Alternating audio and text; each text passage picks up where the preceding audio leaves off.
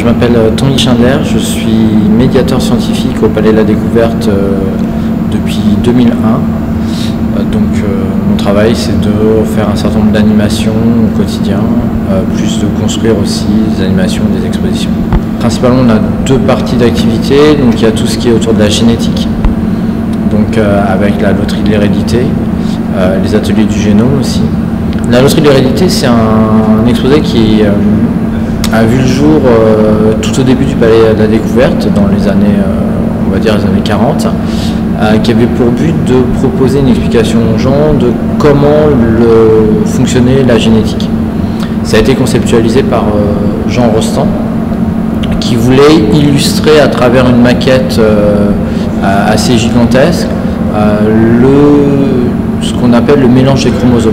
C'est-à-dire savoir qu'il y a 23 chromosomes du père qui sont choisis au hasard et 23 chromosomes de la mère qui sont choisis au hasard et qui vont être assemblés.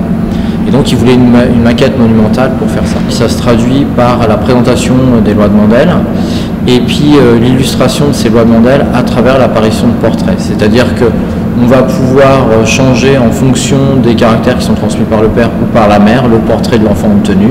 Alors par exemple, on va prendre quelque chose qui est assez parlant. On va avoir un enfant qui peut avoir les yeux bleus ou les yeux marrons en fonction de ce que a transmis la mère, des lèvres plus ou moins épaisses. Et un certain nombre d'autres caractéristiques qui vont pouvoir être choisies alors au hasard. Donc on montre en fait pourquoi c'est une loterie, parce que c'est un phénomène qui est complètement lié au hasard. Et après on va montrer que ça a un impact sur l'individu. Puis après on peut élargir le sujet pour parler de caractères qui sont non visibles et d'ouvrir vers toutes les maladies qui sont d'origine génétique. Et après aussi sur tout ce qui est autour de la génétique qu'on appelle aujourd'hui l'épigénétique. Je m'appelle Camille Fadel, je dirige le département physique du Palais de la Découverte. Je suis entré il y a un peu plus de 20 ans quand j'étais étudiant et ça fait maintenant une quinzaine d'années que je dirige le département physique.